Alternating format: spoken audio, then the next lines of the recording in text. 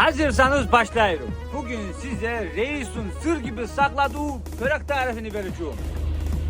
Malzemelerimiz: tereyağı, kaşar peynirimiz, telli peynirimiz.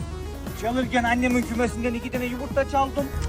Sütümüz var, yufkamız var. Sıvı yağımızı da ekledik. Şimdi çırpacağız.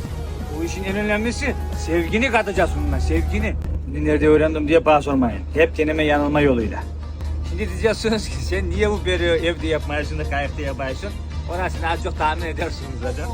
Bu arada bu videoyu eltinize, görümcenize, herkese paylaşabilirsiniz. Paylaşın ki börek nasıl yapılıyor görsünler. Kızarmaya başladı. Biraz sonra çevireceğim onu ki var ya ortalığı mis gibi börek kokusu. Yanık kokusu olmasın. Sesim gelir uzaktan,